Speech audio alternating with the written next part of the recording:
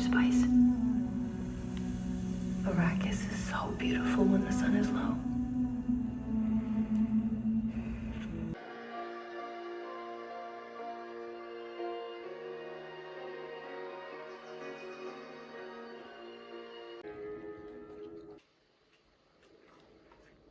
It's fine, I will translate for you.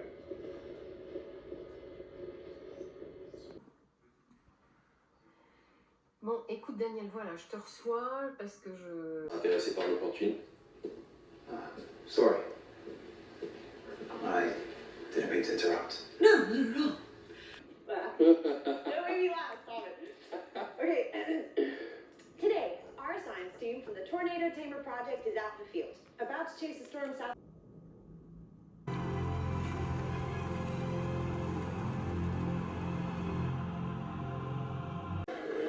I don't need light. I'm finally flying back to Chicago, and it's on Christmas. Why this person and not that one? Why her and not me? Why these three women? Because these three were unheard in all the lonely ways. And more than I wanted to tell their stories, I wanted to hear them myself. Okay, here. Does that happen a lot? What we doing live? Echoes of eternity.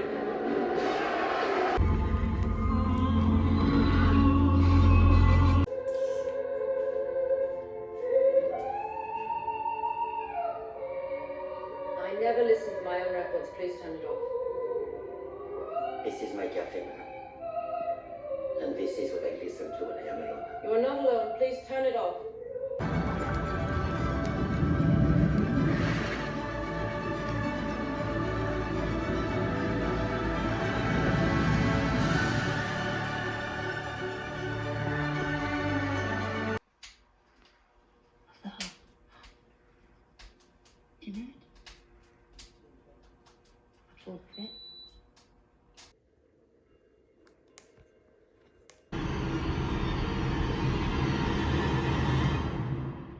Hello, my name is Sandra and welcome back to my channel. So today we have a special video. Normally I talk about writing and books, but today we're going to talk about movies and TV shows. Precisely movies and TV shows that I watched in 2024. We have a long list today. I watched 82 movies and 28 shows, so that's a total of like 110 media to get through quickly. So sit back, relax, and grab some popcorn because we are going to go through it. I'm going to go through the order in which I watched the movies first, and then after we're going to switch to shows. The first movie I watched in 2024 is called Lift.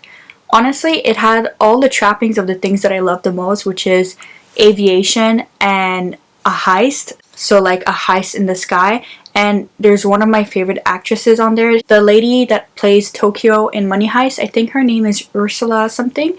And she was wonderful, but I think like the movie was a little bit ridiculous. But overall, it was a fun watch. Then I watched another movie that is set in the airplane, and it's called Red Eye, and it's with Rachel McAdams and Cillian Murphy. I never watched this classic, so I was really intrigued. And honestly, it wasn't the best, but it wasn't too horrible either. Like, these two actors are phenomenal actors, and somehow this movie just didn't make them sparkle like they normally do. Then I watched another movie that, surprisingly enough, starts in the airport, but the whole movie is not in the airport. They just meet in the airport, and the movie is called Upgraded. And I knew both main actors would be good, but I've watched them in shows that are not romance, that are like mostly drama. But actually they did surprise me because it was a cute rom-com. Then I watched Miller's Girl with Jenna Ortega. This was an experience. Like, the aesthetic and the atmosphere and the mood was there, but like the plot line and the storyline was just, I don't know. Like, the ending leaves you kind of confused and you're like not too sure what was the statement being made in the movie, if that makes sense. But it did encourage me to finally pick up some Henry Miller, so I guess there's that. Then I rewatched Through My Window because I was getting ready for the third Through My Window coming out, but we'll talk about that after. I also watched a movie, I think it's a translated movie, it's called Someone Borrowed. And honestly, I watched this when I was doing training and I was in the States in Orlando, and I was sick as a dog and I just wanted something so I could, like, you know, fall asleep and go to bed because I had training the next morning. So my roommate at the time, she was watching this movie and she said, oh, it's her comfort movie. So I watched it and it was actually pretty good. It was pretty funny and I recommend it actually. Then I watched Wonka with Timothée Chalamet, obviously. And I really like what they did with Wonka. I was kind of hesitant at first. I wasn't too sure if I was going to enjoy this one, but it did surprise me. And I think it's a really good movie, actually. And then, like I said, I watched Through My Window number 3. I think that's like Across the Sea or something. Through My Window Across the Sea. No, actually, sorry, my bad. That was the second movie. I watched Through My Window Looking at You. It's like a Spanish Wattpad that's been made into a movie. And obviously, I watched the English version. I will say the two main characters have insane chemistry. But the plotline from the first movie to the second movie to the third movie just gets worse. But at least you have the main character's chemistry to run off of. So I do enjoy it, but like I said, it kind of lost the plot a little bit. Then I watched Dune Part 2. This was one of my most anticipated movie of the year, and I was so fucking insufferable the 2-3 weeks leading up to the movie and the 2-3 weeks post movie. And I am happy to report that I did love it. I did enjoy it. I will say that Dune Part 1 has a soft spot for me, but I did enjoy Dune Part 2, and I just am excited for them to continue the entire storyline. We'll talk more about Dune Prophecy when we get to the shows. Then I watched The Holdovers, and I love this movie. It has all the trappings of like a literary Boston boarding school main character that's like lonely, and it's set during the Christmas time, and it was just such a heartfelt movie. I hesitate to compare it to Dead Poets Society, but I do think like the crossovers of people that love Dead Poets Society will love The Holdovers and will have the attention span for The Holdovers. Then I watched Red, White, Royal Blue. It was a letdown. I did not enjoy it as much, you know, despite knowing that the two main characters are great actors. They just did not deliver in this movie, in my opinion. But I think sincerely it's this book that wasn't good, because I've talked about this a few times on my channel. I just didn't enjoy it. Then I watched a movie called The Only Living Boy in New York. Again, it's another kind of like literary type movie. It has to do with like relationships, tense relationships, and you know, like a coming of age story too a little bit. I will say that it was not remarkable, but I think it necessitates a rewatch maybe, because I think I was doing something else while watching, which I've decided moving forward I'm not gonna multitask while watching movies anymore. I think like this was the time around March where I realized that I really need to be more intentional with the movies that I watch, not to watch a movie just to have something in the background, and to actually watch the movies that I'm excited for and to pay full attention. So that's when I was slowly shifting back to that. Then I watched Eileen, which is from the adaptation of Ottessa Moshfegh's movie, and Anne Hathaway is one of the main characters. Honestly, this also kind of disappointed me. I really loved Eileen. I really enjoyed Eileen. It was one of my favorite books of 2024, but the movie was severely lacking. But at the same time, I do think the movie did a great job, so I'm very conflicted. Maybe I need a rewatch to cement my thoughts and feelings and opinions of this movie. But yeah, I don't know. I kind of like hyped it up so much after reading the book that I was hoping that the movie would pack that punch. But I think it's harder when a character is so interior to show that on screen sometimes. So I think that's what Eileen the movie suffered from. Then I watched this movie called Warriors, and it's with Sydney Sweeney and Justice Smith, and oh my god, what a movie. I'm not gonna say anything else. If you want to watch something that's gonna like rattle you a little bit, watch that movie. Then I watched an amazing French movie. It was called Voleuse, or in English it's called Wing Women. I obviously watched it in French. It has one of my favorite French actresses, and her name is, I just want to make sure, Adèle Exarchopoulos. Adele Exarchopoulos. I don't know. I truly do believe she's a fantastic actress with a lot of range, and every time I watch a movie in which she stars in, I'm never disappointed, and this one was so good. I feel like Charlie's Angels type of movie, but with more depth of relationship and characters. You're going to love this one. Then I watched another Sydney Sweeney movie. I think I was going through her backlog somehow, or I accidentally stumbled upon these movies, and this movie is called Nocturne, and it was crazy, but it's kind of like a Black Swan for pianists, like concert pianist, and I do recommend it. It was pretty good. I also watched Birds of Paradise, and this one as well has to do with that like obsession and, you know, obsession with the arts and performance, and this one is about ballerinas, so very much like Black Swan, but not the same because we're focused on younger characters in some ways. Then we have Madame Web. Okay, that's the movie that Sydney Sweeney was in again, and Dakota Johnson.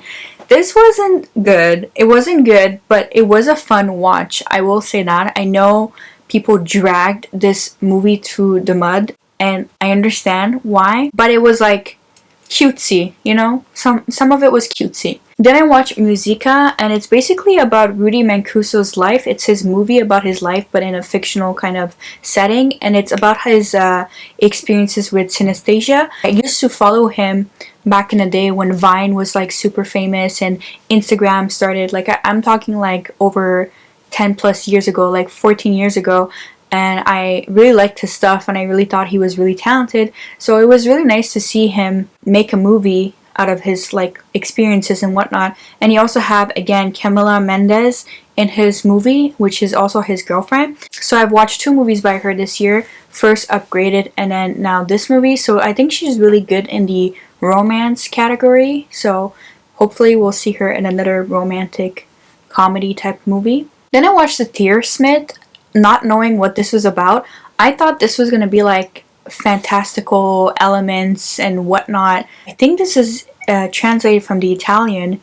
It was like good, like it's about these 2 orphan kids and their trauma, but at the same time, like, I don't know, I was always hoping for more, or I thought fantastical elements were going to be introduced to the movie, but it never was. And then I watched Set It Up. I think this is an office romance. Let me check. Oh yeah, it's an office romance, and it's starring Glenn Powell and Zoe Dutch. I really do like Glenn Powell and Zoe Dutch. They really do play good in these like comedy romance movies. I don't think that the movie was that great. Like they're basically setting up their bosses to be with each other. Obviously you can figure out what the whole premise of the movie is. You know, there was some funny moments, but I feel like I've seen them perform better in other movies. Then I watched Love Lies Bleeding with the love of my life, Kristen Stewart. Obviously, she was fantastic. She was phenomenal, and the other actress was also really good. What's her name? The other actress, her name is Katie M. O'Brien, and she was fantastic. And actually, I didn't even realize she was also in Twisters. I actually did not realize that. And I did watch Twisters later on. Going back to Love Lies Bleeding, we need more movies like this. Like, this movie had everything. Like, it genuinely is one of those movies where you're like, huh? Come again? What now? What's happening now? Like, at some point, I feel like you could tell the arc of the story, but it also took turns, and it, like, surprised you as you were watching it. So I really did enjoy that. I enjoyed the experience, and I think I need to rewatch it because it's been quite a few months now. Then I watched Immaculate with Sydney Sweeney, as you know. So Love Lies Bleeding, Immaculate were like the big releases of that time. Immaculate was good. It wasn't great. It had some of my favorite actors. It had the professor from Money Heist, the Spanish actor, and it also had the Italian actress from Baby, the TV series. So they had like phenomenal performances, but also I will give it to Sydney Sweeney. She does have good range, and she really does play like horrific roles really well. So I did enjoy it, but I thought it would be a favorite movie of mine in 2024, and it was not. So yeah, do what you will with that. Then I watched Challengers. I went to the movie theater, I watched Challengers. Holy hell, the chokehold Challengers had on everyone.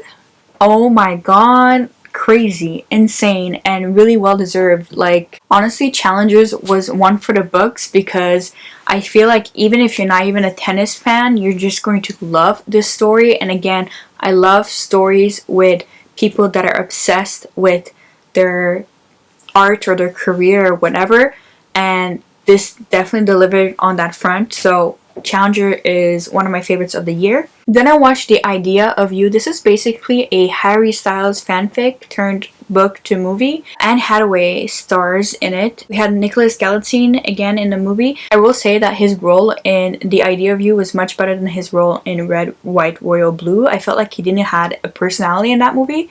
In this one, he has a little bit more of a personality. Yeah, I don't know. This movie was okay. Like, I like that finally we're seeing a age gap with a woman being older, and I think we're going to be seeing more of those stories.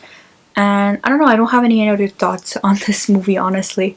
Then I watched The Neon Demon. If you like disturbing commentary on beauty and Hollywood and modeling and cattiness, you're going to love this one. I find that Elle Fanning is such a great actress, so I realized that I did not watch this movie by her, so I had to remedy that, and I'm glad I did. I will warn you, it's really weird. It's not for everyone, but for people who love weird stuff, you're going to love this one. Then I watched Eat, Pray, Love. The last time I watched Eat, Pray, Love, I watched it in the movie theater when I was a kid, so I don't think I really caught on to the whole concept of the movie when I was younger. But I did read Elizabeth Gilbert's memoir by the same title and really enjoyed it, and I seen her give a talk in 2023, so I figured I might as well watch this movie. Then I watched Surprised by Oxford. This is also based on a memoir, so we follow this girl called Carol, and she's doing her PhD in Oxford, and then she meets this young man who's very dedicated to his faith and religion, and so she slowly like uncovers like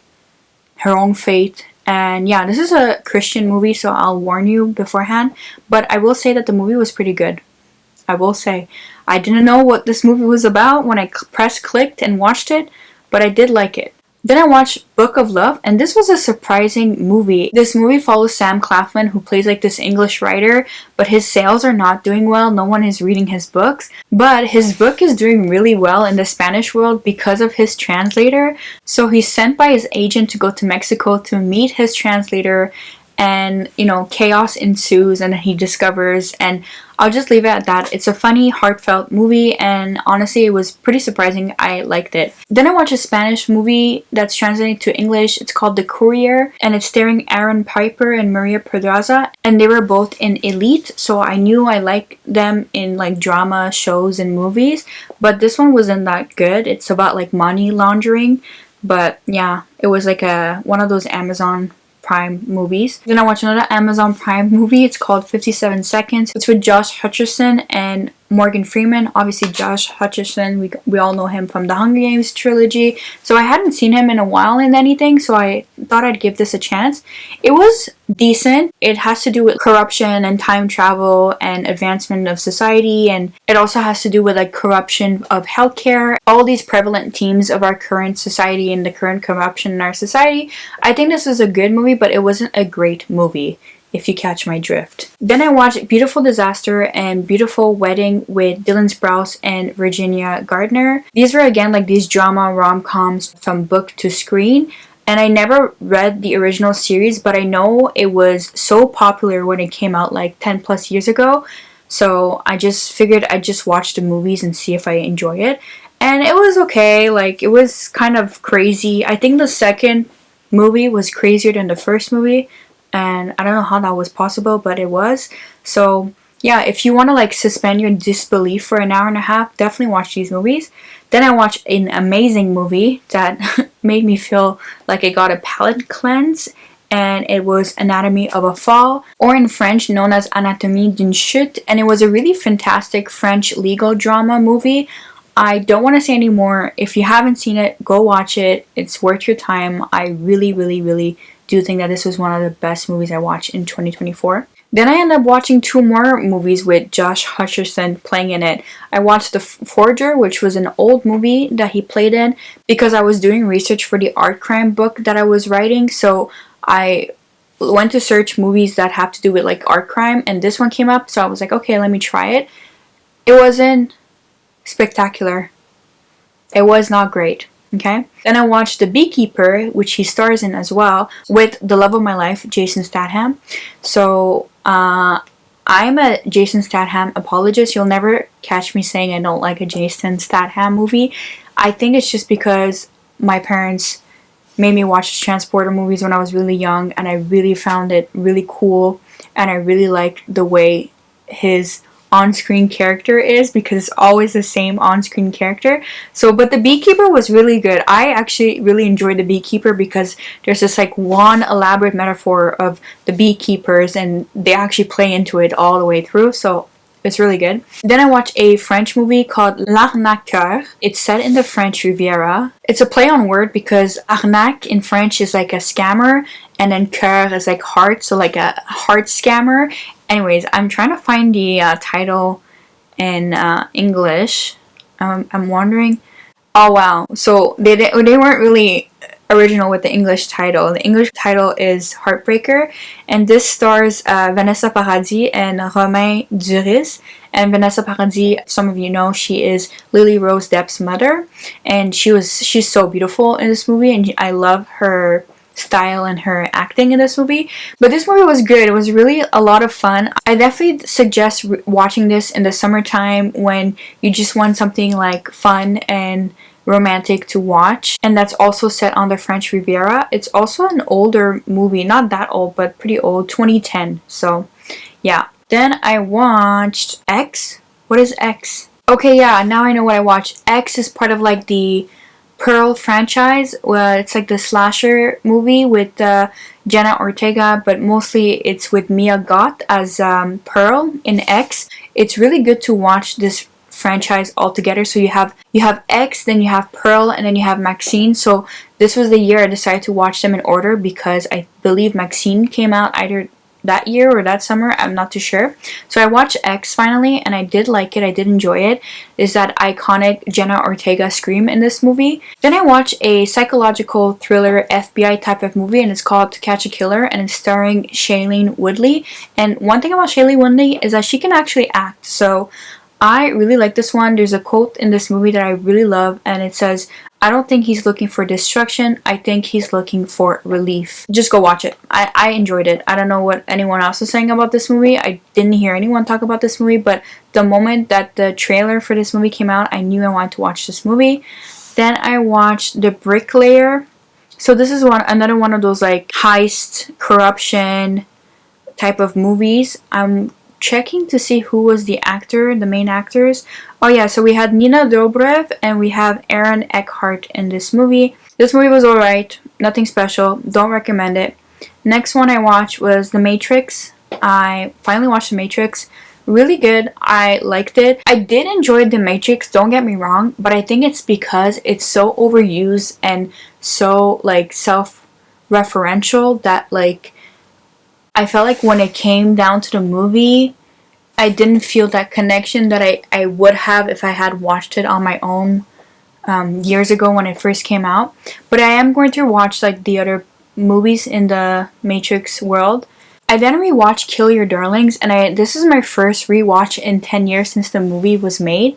And it stars Daniel Radcliffe as Allen Ginsberg and Dane DeHaan as Lucien Carr, Elizabeth Olsen as Eddie Parker, Ben Foster as William Burroughs, Jack Houston as Jack Kerouac, and etc. etc. So basically it's about like the Beat Generation, especially Allen Ginsberg's story. He had like this homoerotic relationship with Lucien Carr, and then there's a murder and there's like the investigation of it all. Honestly, I just highly recommend you go watch that. I really love the Beat Generation, and actually it was me reading Patti Smith's Just Kids that reminded me of this movie, because obviously she knew Allen Ginsberg, so I really wanted to go and rewatch the movie and refresh my mind on the whole situation. Then I watched Twisters, and I liked Twisters. Twisters was good. This one was with Glenn Powell and Daisy Edgar Jones, and I really enjoyed this one. It was pretty hard hitting. It wasn't just like a, movie just to make a movie about a remake on Twisters. I think like this one had like a nice narrative arc and character arc, and for that I highly recommend it. Then I watched Trap with Josh Hartnett. This was like kind of loosely based on the Zodiac killer, so where they're trapping the serial killer to like catch him red-handed and like bring him in. So I don't know, I'm not gonna spoil anything. I did enjoy it, but I thought I would appreciate this movie more than I did, because I usually like these type of like trap situation and serial killer on the loose, like much like To Catch a Killer. But yeah, I think the ending was too open-ended maybe, and maybe we're gonna get a second movie, we'll see. So that was Trap. Then I finally rewatched Beetlejuice, because I don't remember the first Beetlejuice. Like, I remember parts of it, but I don't remember the whole of it. And this was such a romp. This was so fun, and I'm like so shocked by the animation of this movie considering when it was released. And obviously Michael Keaton and Winona Ryder are fantastic actors, and I was watching this with my mom in preparation for us to go watch the second movie that was releasing in theaters. Then I watched Longlegs. I like Longlegs. I know a lot of people did not like Longlegs. I think Nicolas Cage delivered one of the most chilling performances I've ever seen, and I really like Micah Monroe.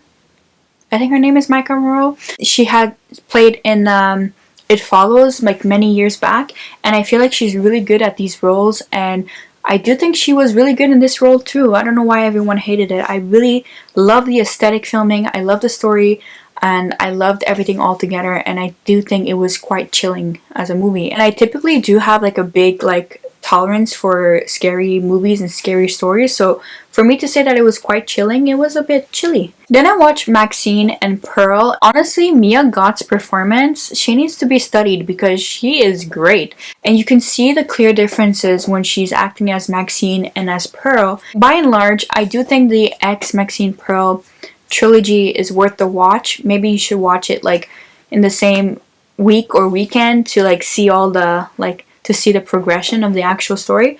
So I think I enjoyed Pearl a little bit more than Maxine, and I think I enjoyed Maxine a little bit more than X. I'm not too sure. I'm not too sure which one I preferred.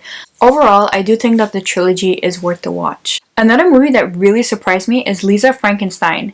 This was so fun. Like, honestly, this was really fun, and it was really creative and really just went there, and I love that genre of movies, and I think we're getting more of that lately.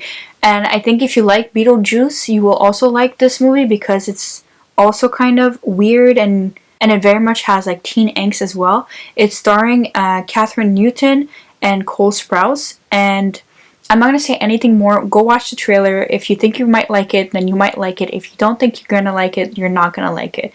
But this is going to be like a new favorite watch during the Halloween season. I then watched Beetlejuice. I will say it was okay. I'm glad we got to see Jenna Ortega, but I thought we were going to get so much more than the story we actually got. And yeah, for that, I have to say Beetlejuice cannot be beat. You know, the first Beetlejuice cannot be beat. We also have Monica Bellucci in there, and she's so smoking hot. Like, yes, to more unhinged Monica Bellucci in movies. Honestly, she's not just hot, she's also a great actress, but I haven't seen her in anything in a long time. I think Irreversible really like did numbers on my brain when I watched it and when I wrote an essay on it. So definitely watch that if you like fucked up shit. I actually want to go and watch some of her older movies now because it has been a while. Then I watched Blink Twice with Naomi Aki and Channing Tatum, and this was Zoe Kravitz's like filmmaking debut. And honestly, this was a well-made movie, I will say. It does pose a lot of questions towards the end, and it does like challenge like our views and our expectations. It's crazy to have seen that and like knowing that it's based on like Jeffrey Epstein's island and all these crazy shit that's going on in Hollywood. And it's crazy that like not even a month later, everything with the P. Diddy really exploded online and in the world. And I also think it had like some great commentary on therapy speak. Maybe it was not intentional, but in some ways I felt like that came through the movie. Then I watched Last Straw. Oh my god, now I remember what this one. Last Straw. It's like a thriller set at a diner. I'm not going to say anything more because I don't want to spoil anything. Just go watch this trailer. But as someone who worked at the service industry for a while, this one was like so relatable, especially as a young girl when you work in the service industry. It's really harrowing, and things can escalate, so just big warning for that one. Then I watched Wind River, and honestly, had it not been for the fact that I was like scrolling online and I saw someone post about this movie, I would have never known about this movie, and I'm glad I did watch this movie. Heavy trigger warning on this one. This is basically about the murder of a Native American young girl, so yeah. Also, this is not own voices, so I'm not one that can really judge. I can judge what I felt and what I got from the story. Like, it was really heavy on the grief. It was really well portrayed in my opinion, but again, that's just my opinion. I'm not Native American, so definitely make sure to know that when going to watch this movie, because it was made by Taylor Sheridan. Then I rewatched To the Bone with Lily Collins. I have not rewatched this movie since it first came out, and I think online there was a lot of discourse again about, you know, anorexia and eating disorder and body stuff. So I wanted to go rewatch and see it with a different lens, you know, now that I'm like recovering for a while now, and now that I'm not like young and more impressionable. I'm actually shocked at how like really of its age it was, like considering it came out in 2017 and I was like really heavily into like Tumblr back then from 2012 to 2019 especially. I think like it really was a marker of that time period, and it was really well done. Yeah, it's crazy to see how the movie holds up after all these years. I think this is pretty obvious to say, but I feel responsible to say this. If you are currently struggling with eating disorders, please do not go watch this movie. It's probably just not the time for you to watch it. Maybe watch it when you're feeling better, but even then, make sure you are so far removed before you watch it, or make sure you watch it with, you know, a healthy person, as in like someone who's not dealing with that, so that you know that like you're not gonna trigger yourself. You know what I mean? It's really hard to talk about these types of movies, because in a way, like, a lot of anorexics use these movies to just get back into that rabbit hole. So that's why I did not watch this for many years, because I had to make sure that I was not in that headspace to go watch that movie, you know? Then I watched It Ends With Us. The movie wasn't horrible, but I'm not gonna give it the time and attention, because I'm so sick of like hearing about whatever his name, Justin Baldoni and Blake Lively shit online. So we're just gonna skip to it, okay? I watched it. It wasn't horrible. It was pretty faithful to the book. So next one. Next movie I watched was The Substance. Oh my god, this was an experience and a half. I thought I would hate it, then I thought I would love it, then I'm falling somewhere in between the middle. Like, hate it or love it, you will be thinking about it and you will be disgusted, and I think that's the point, you know? This is another movie very heavy on like the critiques of Hollywood and aging and the beauty industry, and also like eating disorders. So just trigger warning for all of those things all together. I feel like I watched a lot of movies that had to do with Hollywood this year, intentionally or not. Then I watched Killer Heat with Shailene Woodley and Joseph Gordon-Levitt. I'm a Shailene Woodley apologist, as in like, I think that if she ever does poorly in a role is because the role or the character itself was written poorly, and I think this is exactly what happened with this movie, because they were like, oh, let's just hammer this Greek myth because our audience is so stupid, and we need to make sure they know that they're stupid, and they need to make sure that this is a mystery thriller, and that this drunk old guy is gonna figure it out. Like, what was this? I think I'm at the point with thrillers that like I'm not expecting a new Gillian Flynn type of thriller ever again, you know? And then sometimes I'll be surprised, like when I watch To Catch a Killer, or when I watch Longlegs, which is more like a psychological thriller / horror than it is thriller. So I don't know, this was not a good one. Then I watched Joker Folie à Deux. This was a musical, first of all, with Lady Gaga and Joaquin Phoenix. Second of all, I enjoyed it, but I did not love it. But I did not enjoy it for the reasons that people think. I think that it was very truthful to Arthur Fleck's character, okay? And I think I understand why it ended the way it ended. I think I'm more aggravated at the reviews than I am at the movie.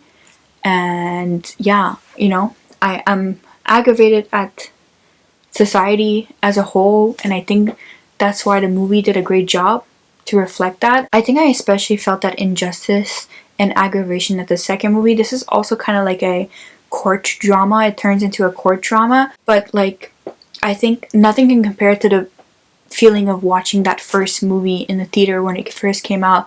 I think this was back in 2019, so we waited so long for this.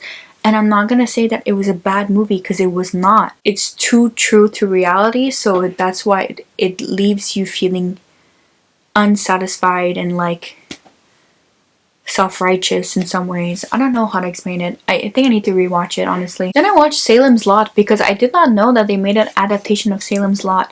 I think that this movie was good but not great, okay? And it really reminded me how much I love Stephen King's books, so it made me want to pick up another Stephen King book. I think they did a great job with the atmosphere, and the child actors were amazing in this movie, but I don't know what's missing. I really truly do not know what's missing in this movie.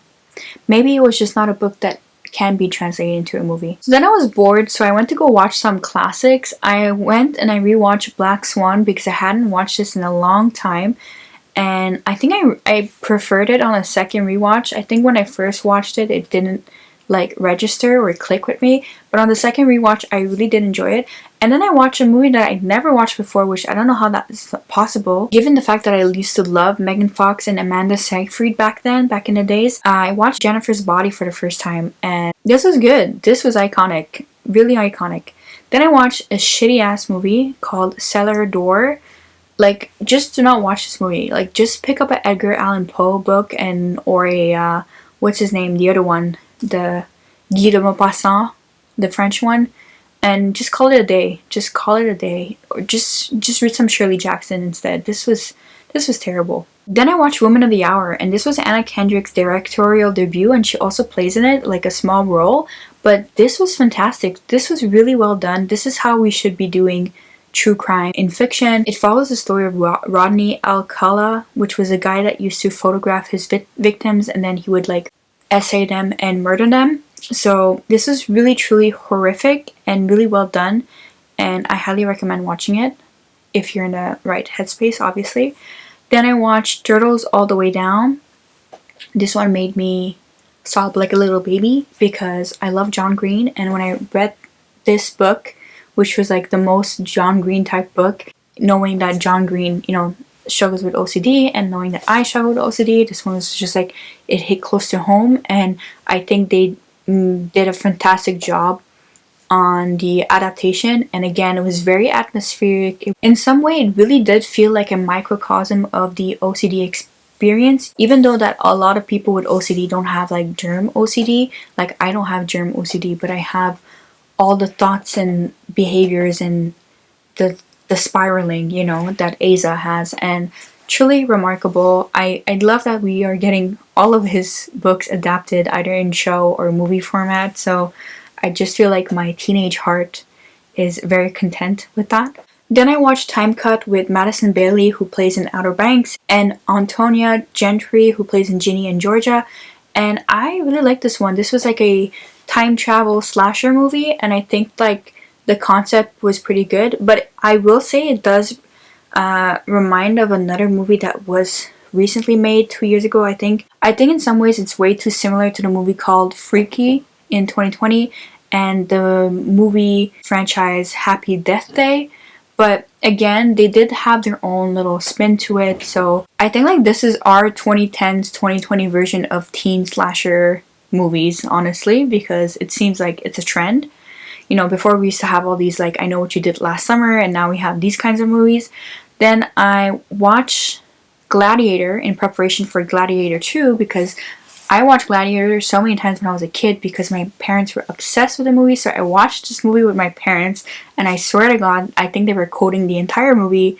It was so cute to watch, and I love this movie. Then I watched In the Land of Saints and Sinners, and this one was with Liam Neeson. This is like the story of like a retiring hitman versus IRA bombers that come to a small little village in Ireland.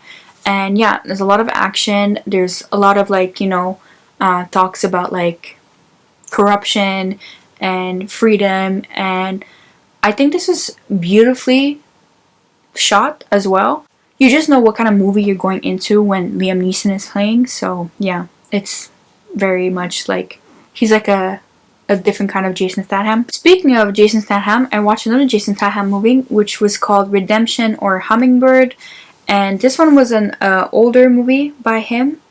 Hummingbird, let's see, it was shot in, so yeah, this movie was from 2013, and it's like basically this guy dealing with like post-traumatic stress disorder after fighting for Afghanistan, and now he's like a drunk, and then he forms this friendship with this nun, and there was like a lot of funny moments in this movie, but it's also like a heartbreaking movie, obviously, because, you know, veteran and whatnot.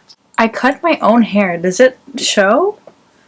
I don't know, I feel like it's uneven. I'm gonna have to ask my mom to like even it out, but not bad, not bad. I was just so tired of dead weight, so yeah.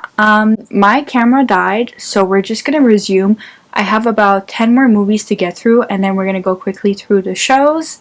I hope you're not bored. I know this is a longer video, but I'm trying my best to be like clear, concise, and quick and going through these movies, so let's just get right into it. So I went to the movie theater and I watched Gladiator 2, and it was a fantastic ride. I brought my parents with me because I made them watch Gladiator 1 with me, and obviously they didn't like it as much as they liked the first one, because I swear to God, they've watched the first one at least like 50 times, and you know, like they grew up with that movie. But I did really enjoy Gladiator 2. I do think that they made a good job with the continuity between the first and the second movie, and I was really amazed by Denzel Washington's character and the way he portrayed his character, so yeah, I liked it. Then I watched Maria, which stars Angelina Jolie as Maria Callas, which was this famous opera singer, and it's like the last week leading up to the end of her life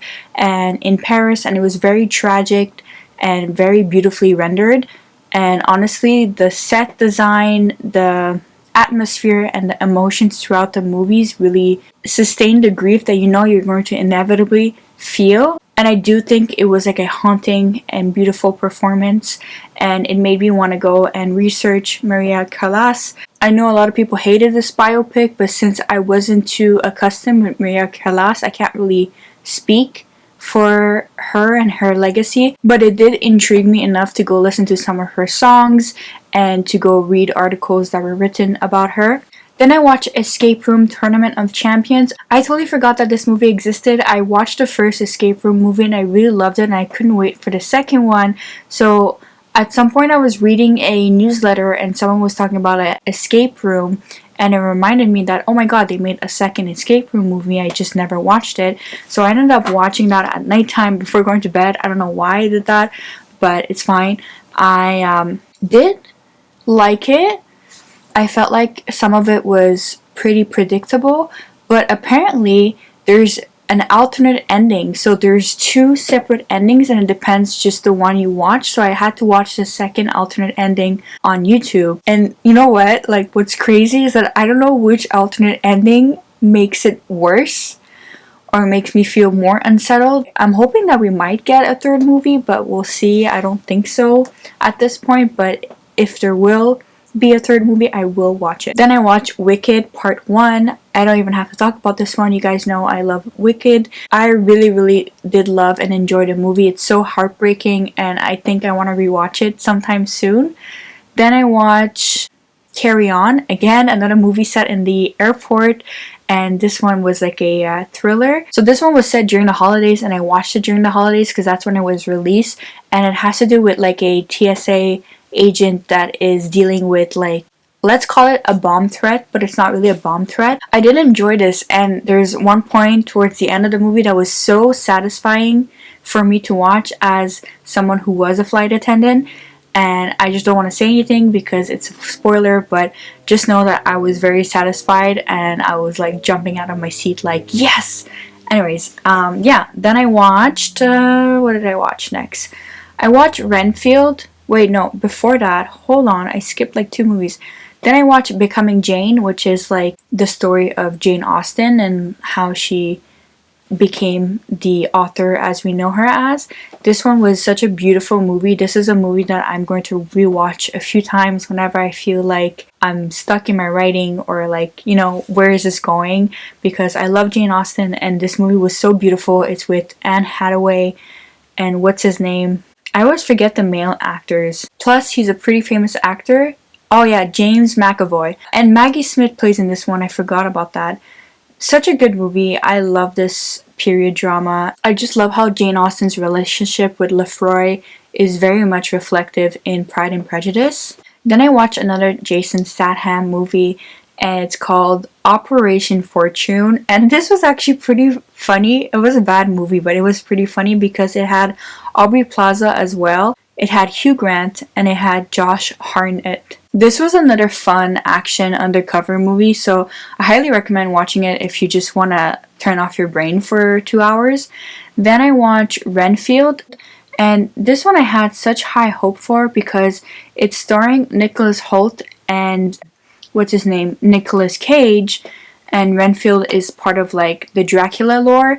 But this is a comedy movie, but it's also like focusing on therapy because like Renfield is like a narcissistic Dracula, and Nicholas Hoult is like his right hand man. It's so funny to me that Nicholas Hoult played this movie and then he plays in Nosferatu, like one of the main characters in Nosferatu. I had such high hopes for Renfield, but it felt like a Gotham City parody plus mixed in with like the Dracula plus mixed in with modern day therapy, narcissism, speak. I don't know.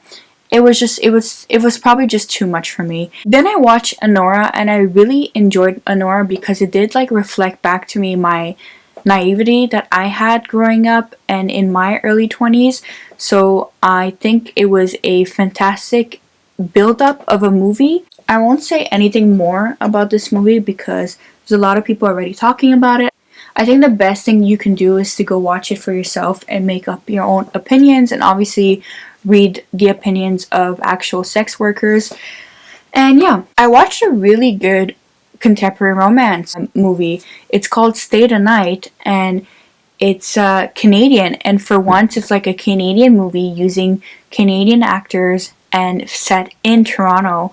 And actually I'm just so shocked because this movie is like 100 million times better than the romance movies that we are watching nowadays. Now, this movie plays really well into the cliche tropes, but I think it does a good job at subverting them because we have this man who is like a hockey player that's being benched, and then we have this awkward girl that is like striving for a promotion at work, and she's a virgin, and she's like, I think they're in their mid to late 20s. And so these two at night, they have like a strange encounter, and then they like, you see how they like develop this kind of friendship. It's one of those type of movie that's set in a specific time where you have two characters walking through the city and getting to know each other, very much like what's it called? My favorite trilogy, the Before Sunrise trilogy with Ethan Hawke and Julie Dupuis.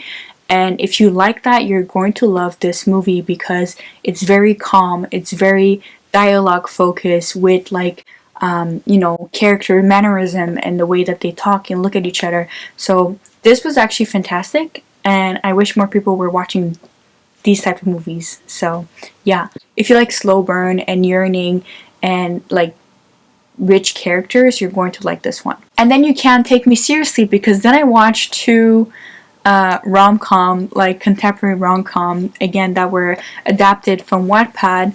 First one I watched is Sideline, The Quarterback, and Me. This is so funny because this is starring one of those TikTok actors. What was his name? Noah Beck. And I can't unsee how his face looks like an iPhone face. Like so much so that like it took me out of the story a few times. But overall, the storyline was kind of cute, like if you like those kind of stories from Wattpad, you're gonna like this one. Then I watched Your Fault, which is the sequel to My Fault, and I had really high hopes, and I had read the book last year, so I was hoping that it would be at least pretty faithful to the books, but whatever creative decisions they took in the movie really, really, really, really alienated its readership and its viewership, and it's just so unfortunate that they did that.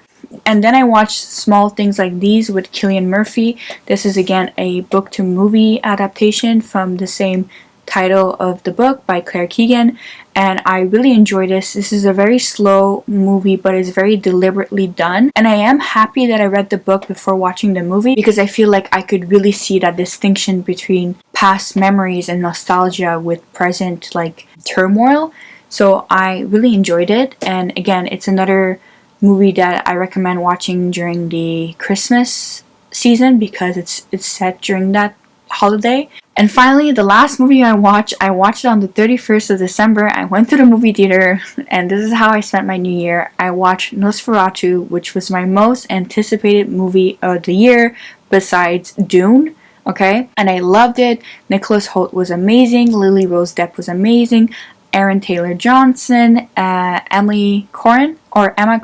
I don't know. I'm not really too familiar with that actress, but she did a great performance as well. And obviously William Dafoe.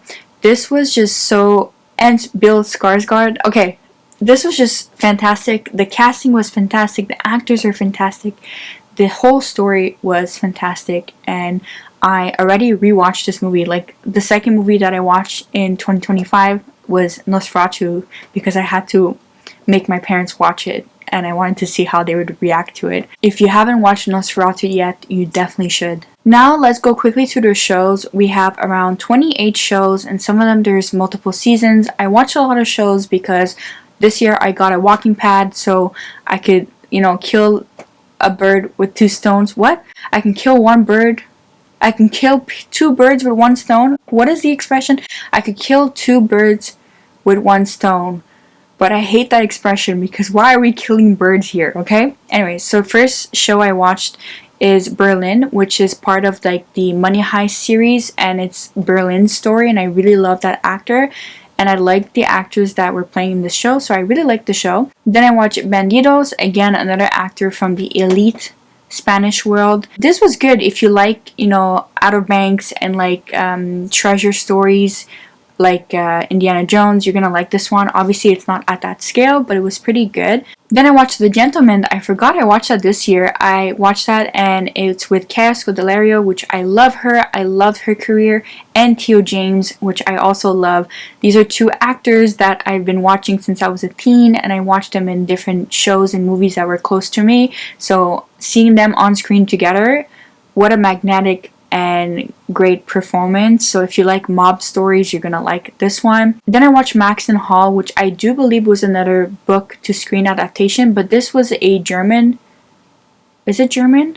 Let me just double check. Yeah, it was German. I liked it. Actually, this was pretty good. Everyone was going crazy about this show. Then I watched We Are the Wave. This is another German show, and it's about these like 4 teens that are like rebelling against the social climate of like their country and also like their city. So they're like taking all these crazy radical steps. So yeah, if you like those type of like dystopian feeling shows, you're gonna like this one. Then I watched Thank You Next, and I think this was like a rom-com Turkish show. This is a Turkish rom-com, and we're following this young lawyer that's going through like a tumultuous breakup, but she's also like involved with her client or something like that. This was just like a fun show that I was watching when I was like busy with work and whatnot. Then I watched Bridgerton. I watched season 3, the part 1 and part 2, so I'm just going to include that here. This was Penelope Featherington's season, and I love her, so I really enjoyed this season. Although I will say season 2 was my absolute favorite season, and I don't think anything is going to top that. Then I watched Perfect Match season 2. Please tell me why I'm watching these reality TV dating show. Like, they're so horrible. I think like this was the last year that I'm gonna watch these type of shows because just pure anarchy and brain rot, and like we all know it's all scripted and it's all just drama, and these people just like make a career off being horrible people for pleasure and TV entertainment.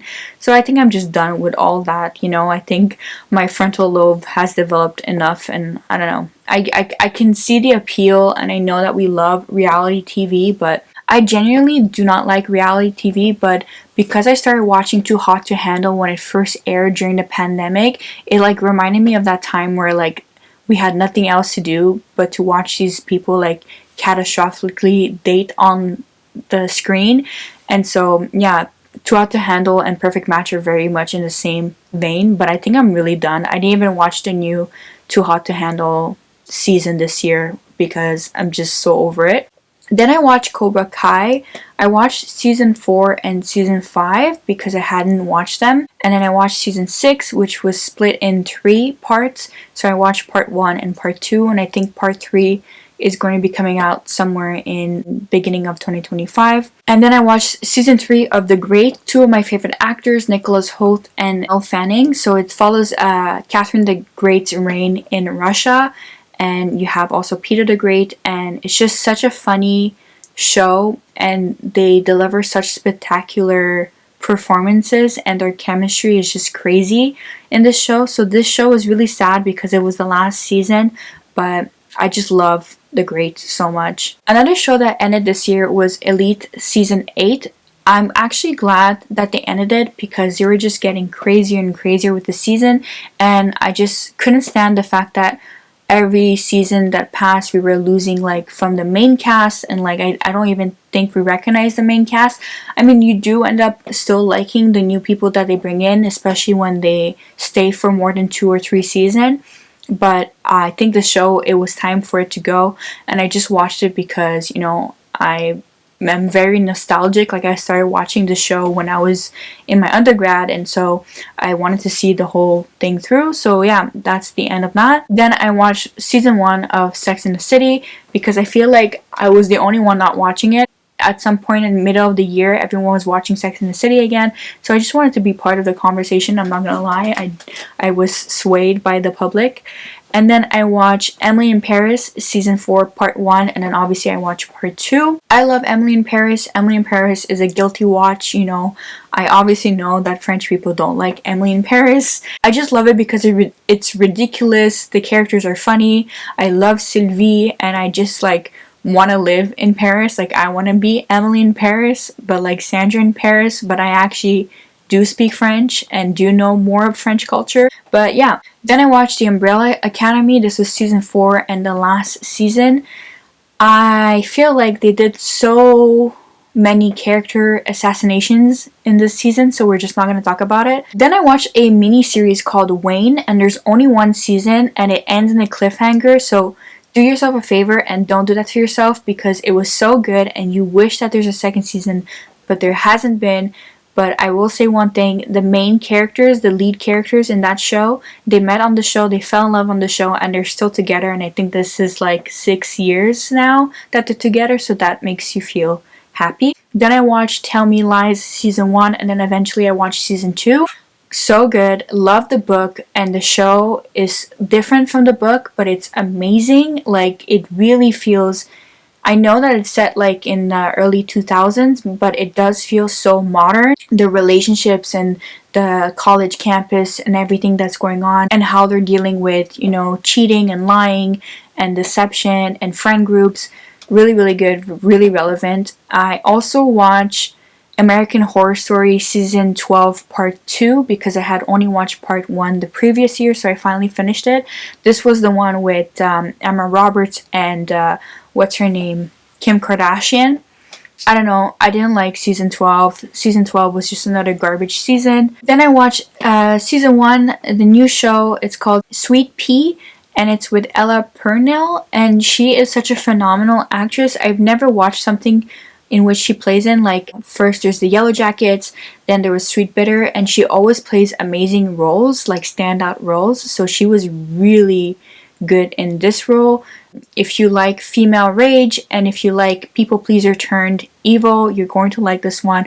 But overall, this is also a story about grief and about like being stepped over your entire life, so I think a lot of people will relate to this one, and I definitely did, and I definitely enjoyed it. Then I watched Only Murders in the Building season 4. I think this show is just so ridiculous, but also so like on the nose with the humor that it's actually so funny, and I think it does a great job at like showing like the differences between like millennials and boomers and Gen Zs, and also like, you know, this whole thing of like a murder podcast of this building where there's always a murder happening, and there's a lot of good fantastic comedians and actors, and actors cameos that come in this show, so I liked it. I think there's gonna be one more season and then it's gonna be done, and yeah, I do like it, and I do think it's a fun show to watch. Then I watched Three Women, which is only going to be one season, obviously because it's based on the book, and it's a really good show. It's about three separate women in America and their sex lives and their desires and the way that society has treated them. I've talked about this book at length on my nonfiction recommendation, so you can go and check that one out. But I definitely recommend the show as well. They do such a great job, and again, Shailene Woodley is the main character who plays as Gia in the show, which is a play on words of the actual journalist from the book, right? Then I watched Outer Banks season 4. We're just not gonna fucking talk about it because I just felt empty for like days on end. Like, why the fuck? Why the fuck? Okay. Then I watched Cruel Intentions. So this is like the remake of the Cruel Intention movie. And there's just one season. I think they might make a season 2. I had PTSD watching this because I could recognize my campus at every shot. Like, it was driving me bananas. Like, you know how I say like most of the movies and shows are filmed in Toronto? Well, this is one of them. So many shows are filmed in Toronto, and I'm just like, am I losing my mind? And a lot of these shows were filmed my campus, and that's the St. George campus at the University of Toronto. So just, I feel like so excited when I see it, but also it like drives me crazy because like I'm thinking, oh, what building is that? What street is that? But okay, going back to the show, I think the Cruel Intentions show, they really tried, because it's really hard to live off that legacy of a movie like all these years later. I would be curious to see what they do on season 2. Then I watched Lioness season 1 and season 2. I watched it because of Zoe Saldana, because I just love her in movies and shows, and it's like a special ops, American special ops spy thriller. And again, this was also created by Taylor Sheridan, and there's also Nicole Kidman in this one and Morgan Freeman.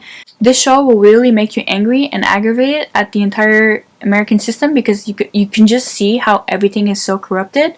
So I think they do a good job at that. I do fear that sometimes when shows like these get famous and popular, it's like propaganda. Then I finally got to watch The Haunting of Hill House, and this was made in 2018, but because I just read the book in 2024, I finally got to watch the show. Oh my god, the show is different from the book in some ways, but it is so well made. It's like gothic, horrific, grief, addiction, family trauma, like so much of like everything that I love and care for in literature was in this show, and it was so spectacular. I was like torn between sobbing and being horrified and being intrigued all at once. And honestly, there's just a lot of great actors and actresses, and they all performed really well in this show. I just highly recommend it. If you were to ask me what was my favorite show of the entire year, it was The Haunting of Hill House. I really left the show feeling haunted in more than one ways, and again, it really devastated me. So yeah, Haunting of Hill House, highly recommend it. I know no one talks about it anymore, but oh my god. Then I watched Heartbreak High season 1 and season 2. This is like a Australian Degrassi. I don't know how else to explain it. Like an Australian sex education, I guess. Not really, but it's like, but it is a show like of all these like queer kids and these sexually active kids in Australia that are like up to no good, and they have to like learn how to behave and treat each other with respect. So they're having to take this like sex education class, and it's around that. And I highly recommend it. I really like it. It's very heavy on representation, and I love that. If you're not a progressive person, you're not gonna like it, but if you are, you're gonna love this show. And I just loved it, and it really like reminded me of sex education. I love that we have more shows like that. And then the last show that I watched, oh my god, you guys know, Dune Prophecy. I love Dune Prophecy. I think Dune Prophecy is the close second after The Haunting of Hill House, obviously. I just love what they did with Dune Prophecy. It's just amazing. You have like 6 episodes of like 1 hour long, and you're just so immersed in that world. So this story takes place 10,000 years before the canonical events of like Dune as we know it by Frank Herbert, right? So this is like after the war against the machines. So you have, you know, obviously you still have the House Atreides, Harkonnen, and all the other houses. And then tensions are still running high because there's again that separation between the Atreides and the Harkonnen. And then you have this entire story and plot line where you see how the Bene Gesserit, the sisters, right, how they came to power and how they came to have like the large significance. So it's mostly following the Bene Gesserit, like the sisterhood of Dune, so like the sisters of Dune, and so fascinating, amazing, spectacular. There are some great actors in this one as well. And it's funny because I was just talking about Heartbreak High, and one of the actors, the Australian actor, plays in this show. That's why he left, I think, season 2 of Heartbreak High, if I'm remembering correctly, but it doesn't matter. Prophecy, please go watch it if you love sci-fi, if you like, you know, warring families, if you like anything that's like adjacent to like Game of Thrones and Vikings and stuff, you're going to love Dune Prophecy. I just love it so much, and I hope we're getting a second season. Call me crazy, but I absolutely love the Dune world. Like, I haven't felt so immersed in a world in a very long time, so I'm just excited to see more of it. So yeah, that's everything I watched in 2024. I watched a lot. I'm gonna be honest with you guys. I normally watch half the amount of shows and movie that I watched this year. I actually was making a conscious effort to watch more things because I hadn't been watching as much. So I wanted to spend less time on screens and less time just watching YouTube videos and actually watching shows and movies, you know, to think about craft and think about storytelling and think about like my own stories, basically, essentially. And as you guys can tell, a lot of the movies and shows I watched are from books to screen, so I love to see that transference, you know, and what can be shown more on screen versus on paper. And yeah, I just loved that aspect, and I loved doing that, and I loved reading books and waiting for the movie or waiting for the show or waiting for the new seasons. Let me know if you watch some of these movies and shows. Let me know if there's some movies that like brought you to the movie theater.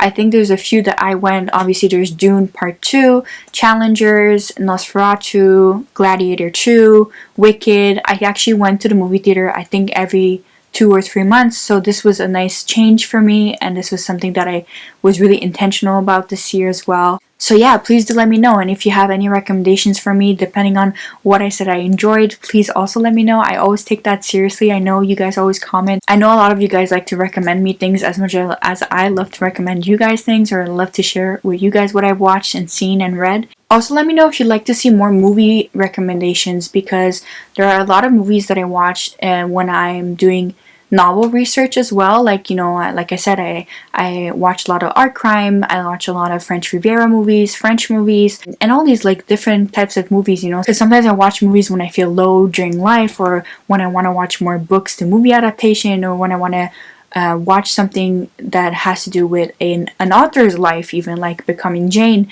So let me know. I'm open to filming more movie type videos for you guys, and I will try to perfect my craft of speaking about movies, because it's something that I really enjoy, but I do know I have to put more effort in. Yeah, I think this is just an introductory video for me to talk about movies and shows. So I hope you enjoyed, and I'll see you on the next bookish and writing and maybe movie video.